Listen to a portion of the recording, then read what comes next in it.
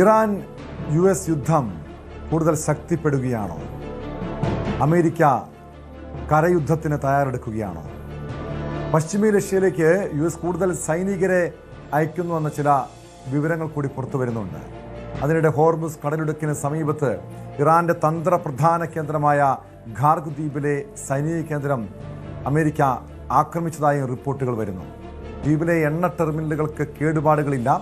ഹോർമുസിൽ കപ്പലുകൾ ആക്രമിച്ചാൽ ദ്വീപിലെ എണ്ണ ടെർമിനൽ ആക്രമിക്കാൻ മടിക്കില്ലെന്നാണ് ഡൊണാൾഡ് ട്രംപിന്റെ മുന്നറിയിപ്പ്. വിവരങ്ങളുമായി മനു ഭരത് ചേരുന്നു ന്യൂസ് ഡെസ്കിൽ നിന്ന്. മനു, ഓരോ ദിവസം ചെല്ലുന്തോറും യുദ്ധത്തിൻ്റെ തീവ്രത വർദ്ധിക്കുന്നു.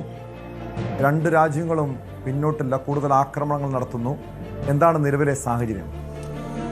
ടോം, ഈ യുദ്ധം 4 ആഴ്ച കൊണ്ട് അവസാനിക്കും എന്നാണ് ഇതിൻ്റെ തുടക്കത്തിൽ ഡൊണാൾഡ് ട്രംപ് വ്യക്തമാക്കിയിരുന്നത്. അത് അത്രയും സമയമെടുക്കില്ല, പക്ഷേ അതിൻ്റെ ഒരു ഷെഡ്യൂൾ 4 ആഴ്ച എന്നാണ്. പക്ഷേ 4 ആഴ്ച കൊണ്ട് യുദ്ധം അവസാനിക്കുന്ന ഒരു മട്ട് ഇപ്പോൾ കാണാനില്ല. ഏതായാലും അമേരിക്ക സമ്മർദ്ദം ശക്തമാക്കുന്നു. അവിടെ ഇറാനിലെ എണ്ണ ഉൽപ്പാദന കേന്ദ്രങ്ങൾ ലക്ഷ്യമാക്കിയുള്ള ആക്രമണങ്ങളാണ് ഇനി വരാനിരിക്കുന്നത് എന്ന സൂചന ഡൊണാൾഡ് ട്രംപ് നൽകുകയും ചെയ്യുന്നു. തുടരെ ഡൊണാൾഡ് ട്രംപ് തൻ്റെ ഒരു ആവശ്യം ഇറാനിലെ ജനങ്ങളോട് മുന്നോട്ട് വയ്ക്കുന്നത് ജനാധിപത്യത്തിലേക്ക് മടങ്ങാനുള്ളൊരു സുവർണാവസരമാണ്.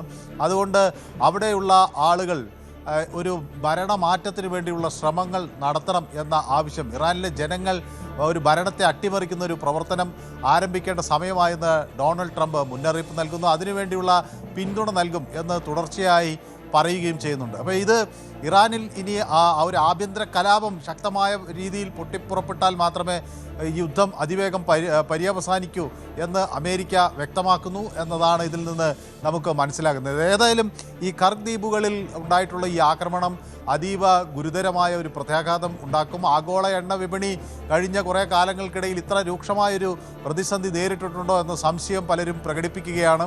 ഇത് ആഗോള തലത്തിൽ തന്നെ മറ്റ് ഇന്ധന പാചക വാതക മേഖലയെ രൂക്ഷമായി ബാധിക്കുന്ന സാഹചര്യത്തിലേക്ക് നീങ്ങുകയാണ്. കരയുദ്ധത്തിലേക്ക് അമേരിക്ക കടക്കുമോ എന്ന ചർച്ചകൾ മറുവശത്ത് സജീവമാകുന്നു. മെറൈനുകളെ അങ്ങോട്ടേക്ക് 2200ഓളം മെറൈനുകളും അടങ്ങിയ പടക്കപ്പൽ ഇറാൻ തീരത്തേക്ക് നീങ്ങി എന്ന വിവരങ്ങൾ പുറത്തു വരുന്നു. ജപ്പാൻ തീരത്തു നിന്നുണ്ടായിരുന്ന സൈനികരെയാണ് അങ്ങോട്ടേക്ക് മാറ്റിയത് എന്ന വിവരങ്ങൾ പുറത്തു വരുന്നു. അങ്ങനെ വന്നാൽ ഒരു കരയുദ്ധത്തിനുള്ള സാധ്യതയുണ്ടോ? ഈ മെറൈനുകൾ സ്വാഭാവികമായി ഇങ്ങനെ കടലിലും കരയിലും യുദ്ധം ചെയ്യാൻ പരിശീലനം സിദ്ധിച്ച ഒരു വിഭാഗമാണ്. അപ്പോൾ അവരെ കരയുദ്ധത്തിലേക്ക് കാര്യങ്ങൾ കൊണ്ടെത്തിക്കുമോ? എന്ത് വില കൊടുത്തും അവിടെ ഒരു ആഭ്യന്തര കലാപം രൂക്ഷമാക്കുക എന്നതാണ് ട്രംപ് ഇപ്പോൾ ഉദ്ദേശിക്കുന്ന ഒരു രീതി. അതിലേക്ക് ഈ മെറൈനുകൾ എന്ത് സംഭാവന നൽകും? അപ്പോൾ അവിടെ പ്രാദേശിക തലത്തിൽ ഒരു യുദ്ധം പൊട്ടിപ്പുറപ്പെട്ടാൽ, അല്ലെങ്കിൽ കലാപം പൊട്ടിപ്പുറപ്പെട്ടാൽ അതിനെ പിന്തുണയ്ക്കാൻ മെറൈനുകൾക്ക് കഴിയുമോ?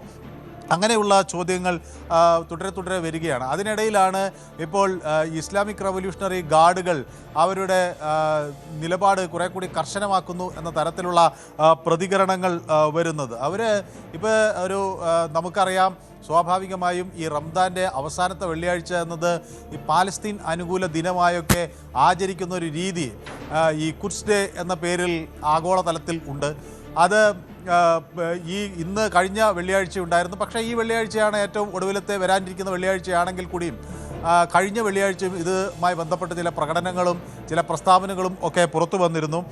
അപ്പോൾ സ്വാഭാവികമായും പാലസ്തീൻ അനുകൂലിക്കുന്ന വിഭാഗങ്ങൾ എന്ന നിലയിൽ ഹെസ്ബുള്ള ഈ ആക്രമണത്തിൽ ഇറാന് കൂടുതൽ പിന്തുണ പ്രഖ്യാപിക്കുന്ന വിവരങ്ങൾ പുറത്തു വരുന്നു. അതോടൊപ്പം തന്നെ ഇസ്ലാമിക് റവല്യൂഷണൽ ഗാർഡ് പറയുന്നത് ഈ തെഹ്റാനും അതുപോലെ ലെബനീസ് പ്രോക്സി സംഘമായ ഹെസ്ബുള്ളയും തമ്മിൽ സംയോജിച്ച ആക്രമണങ്ങൾ തുടരും എന്ന് ഈ അനൽസ് അൽ ഖുദ്ദയുടെ ഭാഗമായുള്ള പ്രഖ്യാപനത്തിൽ അവർ വ്യക്തമാക്കുന്നു. പാലസ്തീൻ എന്ന ഒരു ആശയത്തിന് മുൻനിർത്തിയുള്ള ഈ ദിനാചരണം ഇറാൻ്റെ കൂടി ഒരു അമേരിക്കൻ വിരുദ്ധ പോരാട്ടത്തിൻ്റെ ഒരു ദിനമാക്കി മാറ്റുക എന്ന തരത്തിലേക്ക് അവർ വയ്ക്കുന്നു.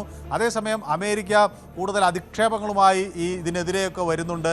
അമേരിക്കയുടെ വാർ മിനിസ്റ്റർ എന്ന് നമ്മൾ പറയുന്ന അവിടുത്തെ ഡിഫൻസ് സെക്രട്ടറി പീറ്റ് ഹെക്സെത്ത് ഒരു കാര്യം വ്യക്തമാക്കിയിരിക്കുന്നു.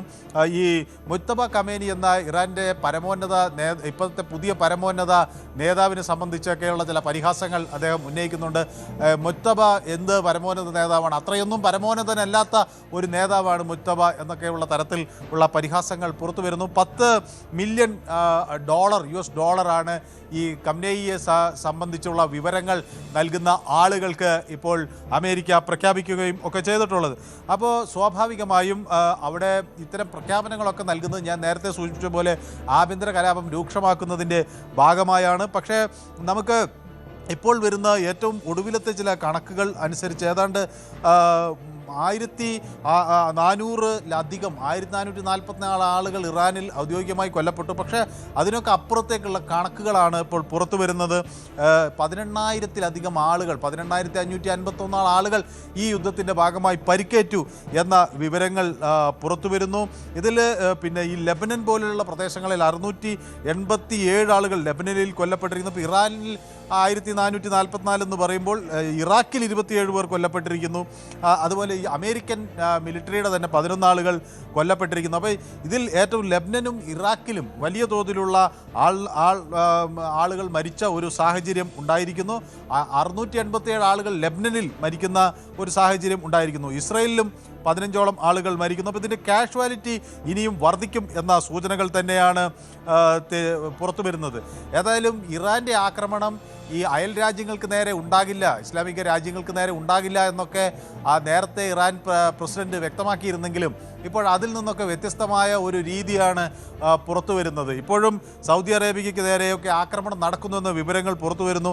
ഏറ്റവും ഒടുവിൽ സൗദി ഡിഫൻസ് മിനിസ്ട്രി പറയുന്നത് ഇന്നലെ അവർ 6 ഡ്രോണുകൾ ഒരു ഭീകരമായൊരവസ്ഥ പശ്ചിമേഷ്യൻ രാജ്യങ്ങൾക്ക് മേൽ, സമീപ രാജ്യങ്ങൾക്ക് മേൽ പോലും ഇറാൻ ആക്രമണം അഴിച്ചുവിടുന്നു.